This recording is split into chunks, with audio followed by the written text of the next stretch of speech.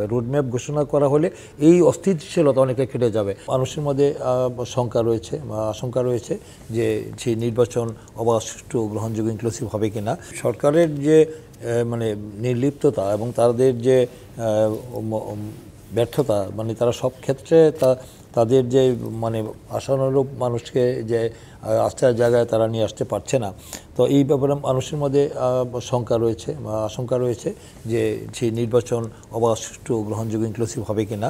তাছাড়া এই আমাদের দলের পক্ষ থেকে অতীতে বলা হয়েছিল যে যদি ওই বর্তমান সরকার, অন্তর্বর্তীকালীন সরকার, একটা ইন্টারিম গভর্নমেন্ট, এই সরকারের আগামী দিনে হয়তো কেয়ারটেকার গভর্নমেন্টের হয়তো নির্বাচন হয়তো দাবি উঠতে পারে এই সরকারের নিরপেক্ষতা হারালে। আমরা বলেছিলাম যে নিরপেক্ষতা হারালে বা এই সরকার যদি এক পক্ষ হয়ে যাচ্ছে, যদি তাদের দায়িত্ব যদি সঠিকভাবে পালন করতে না পারে, তাহলেও তো মানে পুলিশ বলেন, পুলিশও কাজ করছে না, বলছে নিষ্ক্রিয় হয়ে যাচ্ছে, পুলিশে কাজ করছে না। তারপরে নির্বাচন কমিশন তারা এককভাবে পারবে, তাদেরকে সহায়তা করতে হবে। তাই নির্বাচন করার জন্য স্টেক হোল্ডার রাজনৈতিক দলগুলোর মধ্যে ঐক্যমতেরও দরকার রয়েছে। সেই একটা ঐক্যমতের জায়গায় না আসলে তো একটা বিশৃঙ্খল পরিস্থিতি তৈরি হতেই পারে। কারণ নির্বাচনের রোডম্যাপও এখন ঘোষণা হয়নি।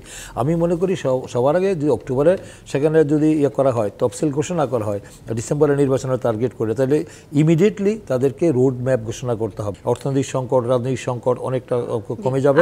এবং আমি মনে করি যে এই অন্তর্বর্তীকালীন সরকারের প্রতি আমরা আস্থা রাখতে চাই।